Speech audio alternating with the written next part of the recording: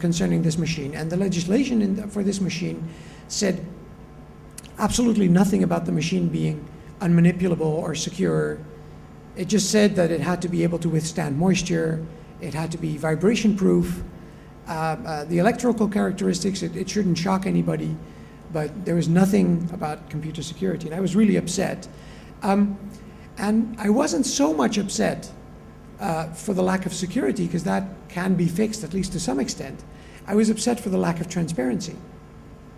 If you have elections and you have a ballot box, and if you propose to replace that ballot box by a new mechanism where the ballot box is still there, but then in the evening when the polls close, a company picks up all the ballot boxes, takes them to their company headquarters, and then using a secret method that we cannot know about, that is trade secret, well protected, they count the ballots, and they come out a little later, very, very soon, they come out with a note that has the results. Everybody would realize, if this was a paper ballot system, everybody would realize that's completely unacceptable for an election. The whole point of an election is that it's observable. Yet with computers, if you sprinkle the magic dust of, it's a computer, it's modern, it has cryptography, that's even more powerful fairy dust. If you sprinkle the fairy dust, then all of a sudden the problem of transparency was meant to go away. In fact, I got so upset that we decided that, there's not just me, a bunch of friends, we decided that this was the one and only time that we were going to be voting on computers, no matter what it took. We were very, very angry. So I spent 3 years of my life, basically until last year, getting rid of voting machines. Most of my country, this is the machine that had like 7 or 8% of the market. The other 90% of the market, because all of Holland, we were the last city to switch, all of Holland was using electronic voting, and the rest of the country was using an older machine. This is the NIDAP ES3B,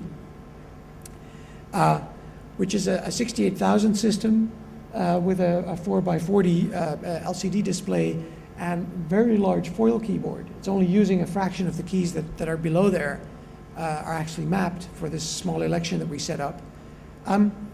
As you can see, it's standing on a table in somebody's house. That's actually my office, and it's my table, and it shouldn't be there. We, of course, claimed that these computers were insecure and that the transparency was lost. And we quickly discovered that nobody really understood the transparency argument, which is really, really scary if you think about it. Nobody really understood the transparency argument, but the security argument was really, really important for people. We felt that we should win on the transparency argument. This can be won just by explaining that this is wrong. No, you can't win something by explaining that this is wrong. You need to show that it's insecure. Why? Computer security is a sexy subject. The media likes it, people want to read about it, there's an insatiable demand for stories about computer security.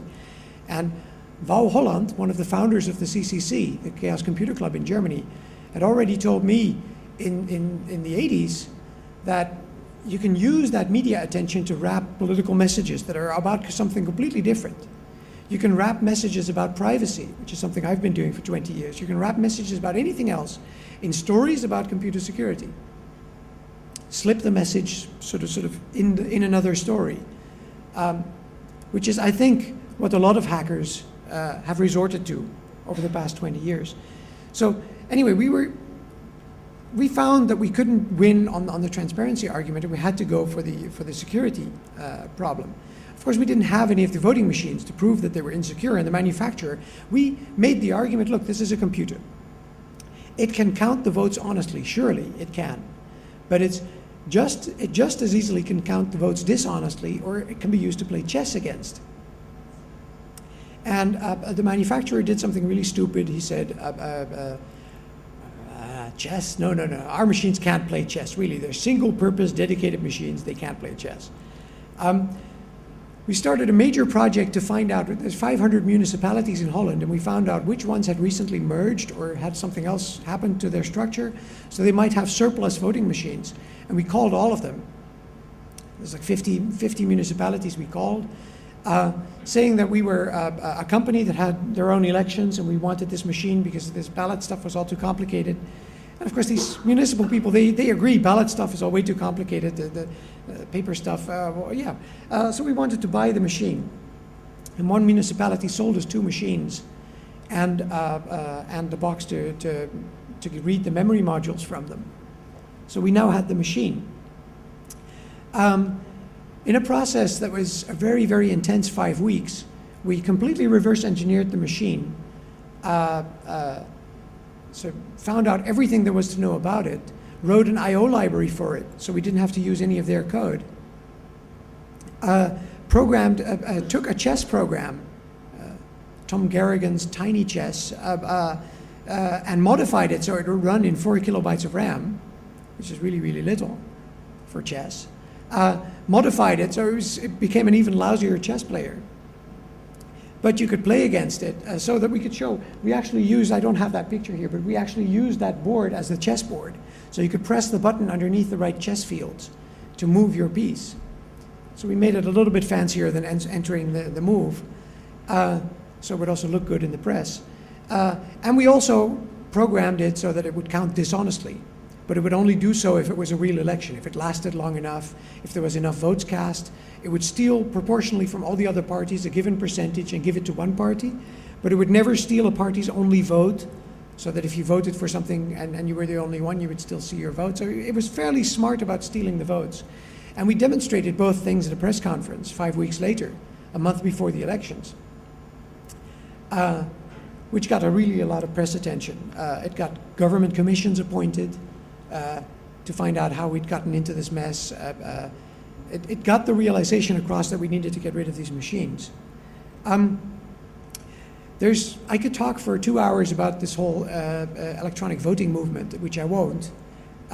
Suffice it to say that it's a really big movement, it's worldwide. It's very necessary because the movement to make elections intransparent is all over the world. Governments want to introduce electronic voting. And there's a very easy reason why they want to introduce electronic voting. It's the easiest and policy cheapest way to be seen as modern for a government.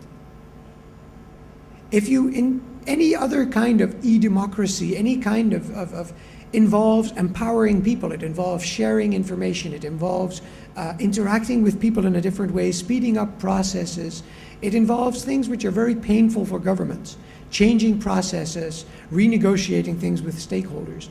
Electronic voting is the government's dream.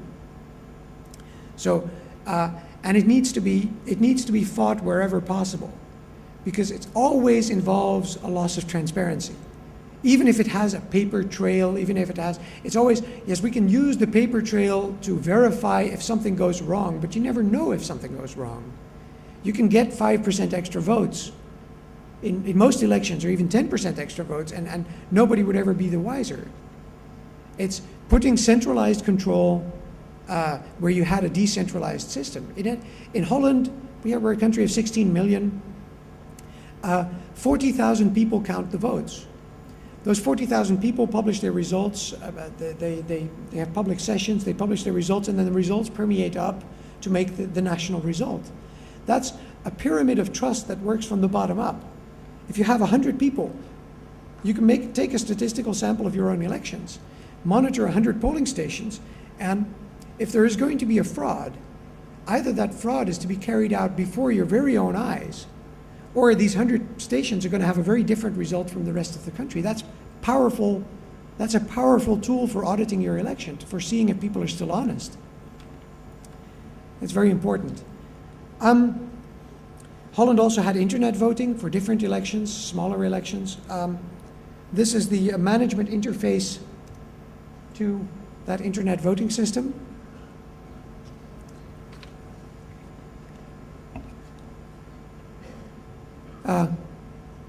With this interface, you could log in, stop the election, start the election, upload a new electorate, do all sorts of really, really unwanted things. Okay, which brings me to the role of hackers in the world, politics. Let's analyze the world of today for a moment. The Chinese have a curse that says, "May you live in interesting times." And I think we are looking at interesting times ahead. The next few decades are going to be very interesting.